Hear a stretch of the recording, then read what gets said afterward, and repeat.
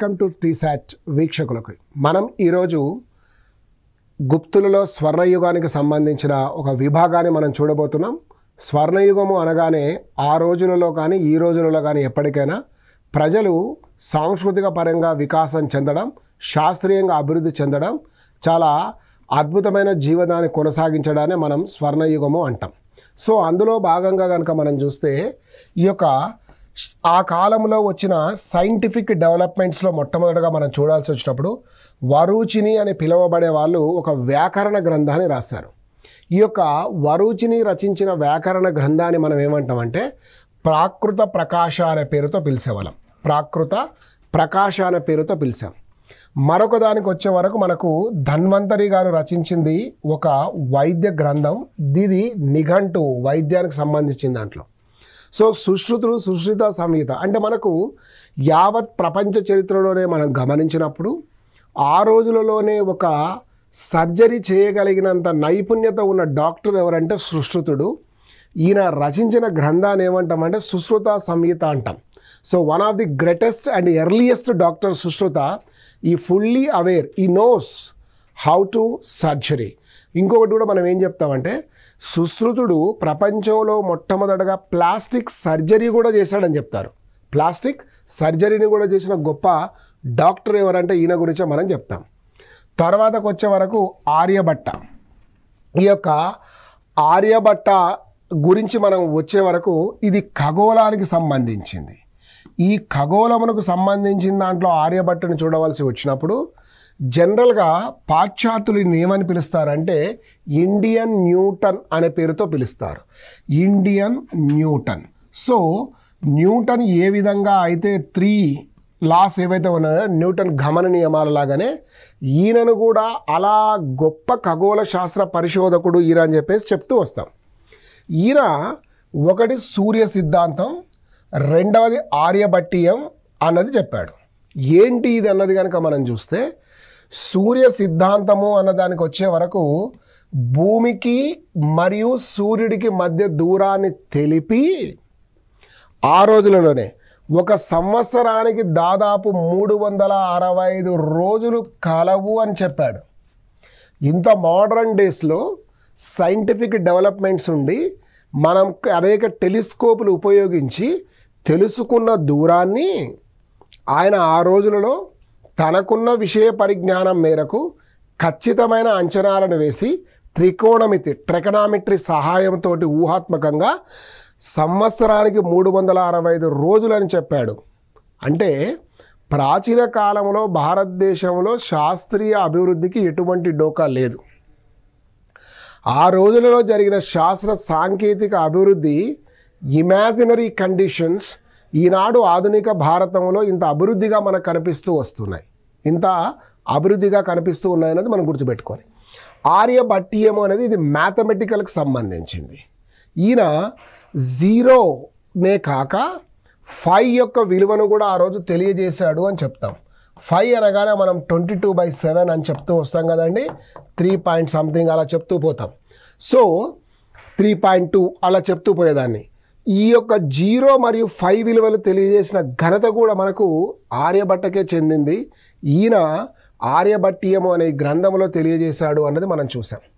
తర్వాత మరొక ఖగోళ శాస్త్రజ్ఞుడు ఎవరు అంటే వరాహమిహిరుడు. వరాహమిహిరుడు.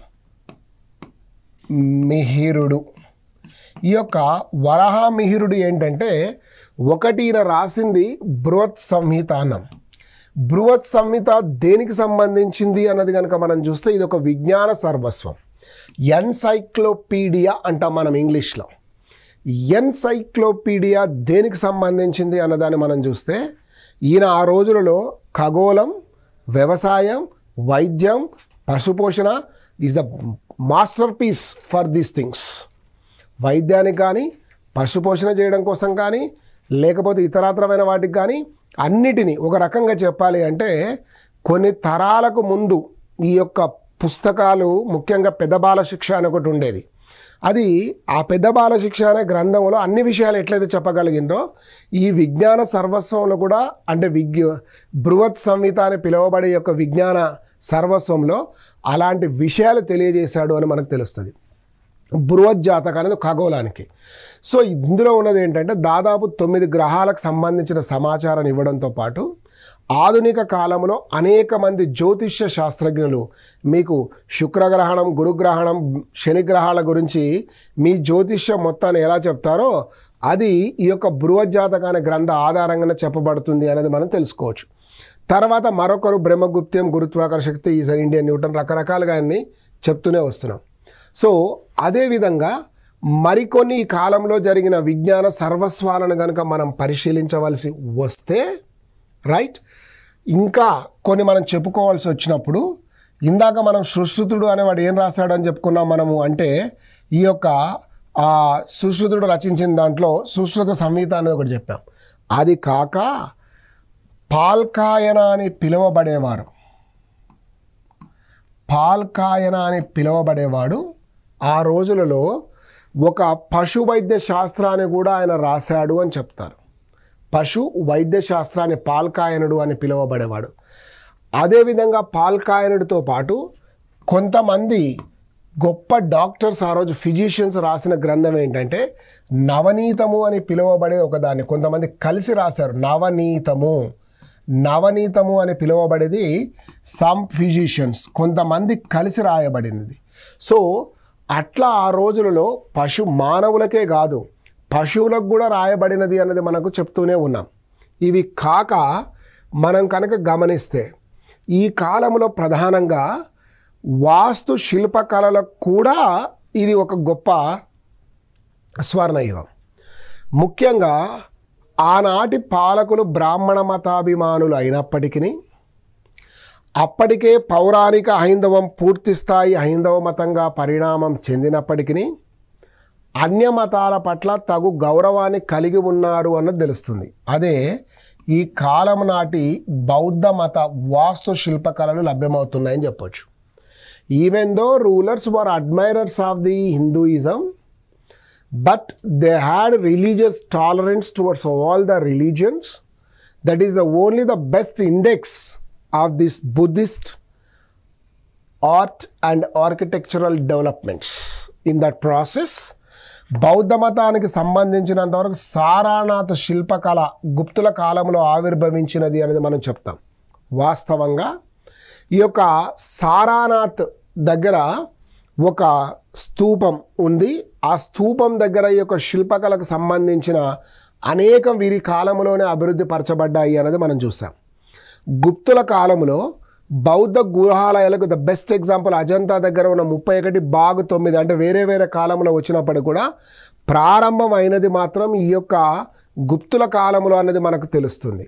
ఇది కాక ఆనాడు గుహాలయాలు ముఖ్యంగా స్ట్రక్చరల్ టెంపుల్స్ అనే జ్ఞానం మనకు రానప్పుడు తొలి రోజులలో వీళ్ళు గుహాలయాలకు ప్రాధాన్యతనిచ్చినప్పుడు, గుహాలయము అంటే ఏమీ లేదండి, ఒక పెద్ద కొండ దగ్గర ఉన్న ఒక రాయిని తొలిచి గుడిలాగా తయారు చేసుకోవడమే, వేరే ఆల్టరేషన్స్ ఏముండవు ఇందులో. అలా మధ్యప్రదేశ్లోని ఉదయగిరి దగ్గర ఒక 9 తొలి హిందూ గుహాలయాలను కూడా శైవం వైష్ణవానికి సంబంధించి, ఎందుకంటే శైవం మా వైష్ణవ ఆ రోజులో ఉండే మతాలు కూడా కాబట్టి దానికి ఏమీ చెప్పలేం. అది తర్వాత నగరా శైలితో వీళ్ళు దేవాలయాల నిర్మాణం చేపట్టారు. ఇక్కడ మీకు నేను ఒక చిన్న బ్రీఫ్గా ఒక డయాగ్రామ్ వేసి చెప్తాను. ప్రతి గుడికి ఇదొక గర్భగుడి అండి. ఈ గర్భగుడి పైభాగం కనుక ఏదైతే ఉందో ఇలా స్మూత్గా స్ట్రైట్గా ఉంది అంటే దీన్ని నగరా పద్ధతి అంటాం. దీన్ని గర్భగుడి ఇంగ్లీష్లో శాంక్టమ్ అంటాం. ఈ పైభాగంలో ఉన్న మొత్తాన్ని మనం ఏమనాలి అంటే విమాన అంటాం. విమాన పైన ఇట్లా షార్ప్గా ఉండేదాన్ని మనం ఏమంటామంటే శిఖరము అంటాం. Basic structure of the temple ఇదే. గర్భగుడి, విమాన, శిఖర అని పిలువబడే ఈ 3 ఉంటాయి. ఇక్కడ కనుక మీరు ఒక ఆయిల్ డ్రాప్ను వదలగలిగితే అది నేరుగా కిందికి జారు రావాలి. అంత స్మూత్ ఫినిషింగ్ ఉండేది మాత్రమే మీకు నగరా స్టైల్ అని చెప్తాం. ఇది హైదరాబాదులో కూడా ఒక టెంపుల్లో మీకు కనిపిస్తుంది. 2 టెంపుల్ కూడా చెప్తాను. ఒకటి మీరు బిర్లా టెంపుల్ చూడండి, పైభాగం మొత్తం కూడా స్మూత్గా ఉంటుంది. రెండవది వచ్చే వరకు మీకు జూబ్లీ హిల్స్లో మరొకటి కళింగ పూరి జగన్నాథ టెంపుల్ కూడా ఒకటి కనిపిస్తుంది. ఇది నగరా స్టైల్ ఆఫ్ ఆర్కిటెక్చర్. ఎందుకు ఇట్లా కట్టారు స్మూత్గా అంటే దీనికి ఒకటే కారణం, వారి దగ్గర లభ్యమైన మెటీరియల్ అంతా బ్రిక్స్. ఏదైతే బ్రిక్స్ అంటే ఏంది, ఇటుకలను మనకు అనుగుణంగా ఎట్లా కావాలంటే అట్లా నిర్మాణం చేసుకోవచ్చు, రాతి అంతా కష్టంగా ఉండకపోవచ్చు. సో ఇది ఇప్పుడు మనం పెట్టే ఇంకా తర్వాత నెక్స్ట్ టెంపుల్లో ఉండేది ఏమైనా ఉంటే ఏంటంటే, ఇది సడన్గా మనం ఏం చూస్తామంటే ఉంటే ఎక్స్ట్రా ఏముంటుంది అంటే, ఒకటి ఎప్పటికైనా ఉండేది ప్రదక్షిణా స్థలం. ఈ ప్రదక్షిణా స్థలం తప్ప మిగతా అన్నీ కూడా ఇంకా మనకు పెద్దగా లేదు. ఇది basic structure of the temple. ఇది నగరా స్టైల్. మొత్తం భారతదేశంలో ఉండే గుడుల నిర్మాణము 3 పద్ధతులు, మిగతావన్నీ కూడా ప్రాంతీయ పద్ధతులు. ఈ 3 పద్ధతుల ఆధారంగానే దేవాలయాల నిర్మాణం జరుగుతుంది. రెండవ పద్ధతి ఏంటంటే ఇక్కడ మీకు చెప్పేస్తాను. ఇది కూడా గర్భగుడి కామన్. పైభాగం అంతా కూడా విమానమే. ఈ పైభాగానికి వచ్చే వరకు గోపురాలు ఉంటాయి, కానీ విమానాలలో స్టెయిర్ కేసెస్ ఉంటాయి ఇలా. దీన్ని మనం ఏమంటామంటే ద్రావిడా పద్ధతి అని చెప్తాం. ఇది బెస్ట్ ఎగ్జాంపుల్. మీరు తిరుపతికి వెళ్ళినప్పుడు చూడండి, స్టెయిర్ కేసెస్ ఉంటాయి. తర్వాత ముందు భాగంలో గోపురాలు అనేవి అది వేరే చాలా పెద్ద డెప్త్. అవి అసలు మతానికి సంబంధమా రాజకీయానికి సంబంధం అనేది వచ్చినప్పుడు చూసుకుందరు. మూడవది కూడా సిమిలర్గా ఇట్లే ఉంటుంది, కానీ ఈ రెండింటిని కలిపి వెలువడ్డది. ఆ వెలువడ్డదాన్ని మనం ఏమంటాము అంటే మరొకటి నగర, ద్రావిడ, వేసార. దీన్ని మొత్తం 3 రాజవంశాల వాళ్ళు. వేసార అనే పద్ధతి ఏమో మీకు వచ్చేసి చాళుక్యులు. బెస్ట్ ఎగ్జాంపుల్ చాళుక్యులకు మనకి ఏం కనిపిస్తుంది అంటే గద్వాల జిల్లా, జోగులాంబ గద్వాల జిల్లా దగ్గర ఉన్న అలంపురం దగ్గర ఉన్న జోగులాంబ దేవి దేవాలయం ఒక బెస్ట్ ఎగ్జాంపుల్. ద్రావిడకు బెస్ట్ ఎగ్జాంపుల్ తిరుమలతో పాటుగా తమిళనాడులో ఉన్న ఆల్ టెంపుల్స్ చెప్తాను. నగరకు ఈ బెస్ట్ ఎగ్జాంపుల్ ఏంటంటే భారతదేశంలో, ఉత్తర భారతదేశంలో ఉన్న ప్రధానమైన దేవాలయాలన్నీ కూడా ముఖ్యమైనవి అని మనం చెప్పుకోవచ్చు. సో ఇది ఒకటిగా మనం చూస్తాం. నెక్స్ట్ వచ్చే వరకు ఏంటంటే ఇది ఒకటి కట్టడాలు. ముఖ్యంగా మధ్యప్రదేశ్లో వీళ్ళు నిర్మించిన కట్టడాలు. ఒకటి తిగ్వా దగ్గర నిర్మించబడిన మహాకాళి. దీనికంటే వెరీ ఫేమస్ టెంపుల్ పార్వతీ మహాదేవాలయం. ఈ పార్వతి అని పిలువబడే మహాదేవి యొక్క దేవాలయాన్ని నాచన కతూర్ అనే ప్రాంతం దగ్గర నిర్మించారు. తర్వాత విష్ణు దగ్గర నిర్మించిన దేవాలయం ఏమిటి అన్నది కనుక మనం చూస్తే, అంటే విష్ణు వరాహాలయం అంటాం, ఇరాన్ దగ్గర నిర్మించారు. మీకు ఇరాన్ దగ్గర ఇందాక కూడా ఒక బెస్ట్ ఎగ్జాంపుల్ ఒకటి చెప్పాను. అదేంటంటే ఇరాన్కు సంబంధించింది ఇక్కడ సతీ అనే దానికి సంబంధించి చూస్తాం. ఇరాన్ దగ్గర వరాహాలయం. తర్వాత శివాలయం ఎక్కడ ఉందంటే భూమారా అని కూడా పిలవచ్చు యాక్చువల్గా ఇది. తర్వాత దశావతారాలయం దియోగఢ్. ఆ రోజులలోనే మనకు మహాకాళి ఆలయం, పార్వతీ మహాదేవాలయం, వరహాలయం, శివాలయం, దశావతారాలయం. దీన్ని బట్టి మీరు మతానికి సంబంధించిన విషయాలు తెలుసుకోవాల్సి వస్తే కనుక ఈ సామాజిక మత పరిస్థితులలో ఇది కూడా మనకు ఉపయోగపడుతుంది. కాబట్టి ఈ రోజులలో వైష్ణవం మరియు శైవం 2 ఉండేటివి అన్నది మనం తెలుసుకోవాలి. శివారాధన మరియు వైష్ణవారాధనలో 2 ఉన్నాయి. అందుకే విష్ణు దేవాలయం ఉంది, పార్వతీ దేవాలయం ఉంది, శివాలయం ఉంది. దశావతారాలు అనగానే విష్ణు గారికి సంబంధించిందే కాబట్టి అది మనకు తెలిసిపోయే అంశంగా మనం చెప్పుకోవచ్చు. నెక్స్ట్ ఈ కాలంలో శిల్పకళలు కూడా ఉన్నాయి. ఉదయగిరి కోట అంటే మన దగ్గర ఉన్నది కాదు, ఇది మనకు మధ్యప్రదేశ్లో ఉంటుంది. 20 అడుగుల ఎత్తులో ఉండేది. ఇది గుప్తుల కులదైవం. ఇక్కడ ఎవరు అంటే వరాహ శిల్పం అనేది అంటే వాళ్ళు విష్ణు ఆరాధకులు అని మనం చెప్పుకోవచ్చు. రాగితో చేసిన బుద్ధ విగ్రహం మాత్రం చాలా అద్భుతం అండి ఆ రోజులలోనే. ఇది దాదాపు 7.5 అడుగులు ఉండి 1 టన్ను బరువుతో కలిగి ఉండేది. ఇది ఆ రోజులలో అక్కడ ఉండేది అన్నది మనం చూస్తాం. ప్రస్తుతం ఇది మ్యూజియంలో మనకు లండన్లో కనిపిస్తుంది. తర్వాత చిత్రలేఖనం కూడా పెయింటింగ్ బాగా డెవలప్ అయింది. మీకు ఇందాకే చెప్పాను, వీళ్ళ కాలంలో అజంతా దగ్గర ఉన్న డెవలప్మెంట్.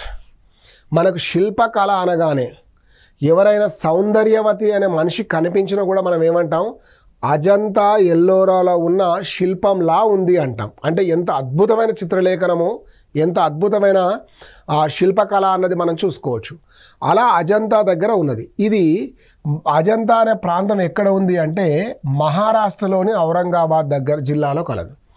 దీని గొప్పతనం ఏమిటి అన్నది మనం ఎగ్జామ్ పాయింట్ ఆఫ్ వ్యూలో చూడాల్సి వచ్చినప్పుడు సాధారణంగా ప్రపంచంలో ఉన్న వివిధ ముఖ్యమైన heritage centres, cultural heritage centres ఏవైతే ఉంటాయో ఆ కల్చరల్ హెరిటేజ్ సెంటర్స్ని United Nations cultural heritage association వాళ్ళు గుర్తిస్తారు. అలా గుర్తించిన వాళ్ళు మొట్టమొదటి ప్రపంచ వారసత్వ కేంద్రం ఏంటంటే అజంతా అన్నది చూసాం. So the world earliest cultural heritage site that is Ajanta అన్నదాన్ని as per United Nation convention ప్రకారం మనం గుర్తిస్తూనే ఉన్నాం. ఇది ఎక్కడుంది, ఏ పర్వతాలలో ఉంది అన్నదాన్ని కూడా చూస్తే సాత్పురా పర్వతాలలో గలదు. గుర్రపు ఆకారములో ఉన్న ఈ గుహలో అంటే ఈ కొండలో మొత్తం 31 దాకా గుహాలయాలు ఉన్నాయి. ఇది శాతవాహనుల కాలంలో ప్రారంభమై గుప్తుల తదనంతర కాలంలో కొనసాగింది అని మనం చెప్పుకోవచ్చు. ఇక్కడ జాతక కథలు రాయబడ్డాయి. అసలు జాతకాలు ఏంటి అన్నది కనుక చూస్తే జాతకాన్ని మనము టెయిల్ స్టోరీస్ అని కూడా చెప్తారు. ఈ టెయిల్ స్టోరీస్ ఏంటంటే బౌద్ధ మతానికి సంబంధించి ముఖ్యంగా గౌతమ బుద్ధుడి జీవితములో జరిగిన అనేక విశేషాలను కొన్ని సత్యం కొన్ని అతియోషిక్తో కలపబడి ఆ మహానుభావుడికి ఒక శాంక్టిటీ ఇవ్వడం కోసం, ఎవరికి, గౌతమ బుద్ధుడి గారి కోసం శాంక్టిటీ ఇచ్చే క్రమంలో కొంత ఉపోద్ఘాతంతో కూడి రాయబడిన కథలనే మనం జాతక కథలు అంటారు. వీటినే జాతకాలు కాదు, జాతక కథలు అనాలి. ఇవి ఏ భాషలో రాయబడ్డాయి అంటే పాలీ భాషలో రాయబడ్డాయి.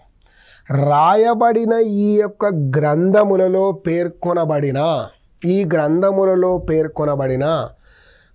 బౌద్ధ మతానికి సంబంధించిన విషయాలను ఒక శిల్ప రూపములో అందించే ప్రయత్నం అన్ని దగ్గరలా జరిగింది.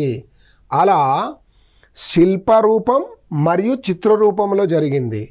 బుద్ధుని జీవిత కాలములో జరిగిన విశేషాలను కానీ, బుద్ధుడు గత జన్మలో చేసిన ముఖ్యమైన కార్యక్రమాలను కానీ, లేదా గౌతమ బుద్ధుడి అనంతరం తర్వాత కాలములో కానీ తథాగతుడో, సిద్ధార్థుడో, గౌతమ బుద్ధుడో, బోధిసత్వుడో, అమితాభుడో అలా రకరకాలుగా ఏవైతే ఉన్నాయో వాటికి సంబంధించిన విషయాలని జాతక కథలలో పొందుపరిస్తే 16వ గుహాలయములో బుద్ధుడు మొత్తం ఎన్ని రూపాలలో మనకు దర్శనమిచ్చాడంటే దాదాపు 1000 రూపాలలో దర్శనమిచ్చాడు. ఒకటి శిల్పాలు చిత్రాలలో శ్రావస్తి చమత అంటే 1000 రూపాలు చూడండి. ఏ గుహలో అండి? 16వ గుహాలయంలో. మనం అంటాం కదా ఆయనకు 5 అవతారాలు అని చెప్తారు.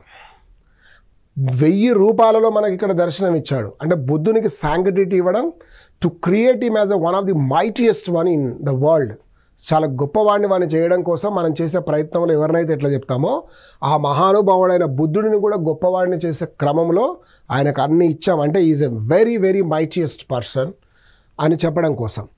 క్రీస్తు పూర్వం ఇందాకే చెప్పాను, ఎప్పుడో ఎవరి కాలంలో ఉన్నాయంటే దాదాపు చాలా ప్రాచీన కాలం నుంచి ఉండేది. అది దాదాపు 1000 సంవత్సరాల కాలం పాటు. ఎవరి కాలంలో ప్రారంభమైనవి దాదాపుగా అన్నది కనుక మనం చూస్తే శాతవాహనుల్లో ప్రారంభమై గుప్తుల తదనంతర కాలంలో కూడా ఉండే.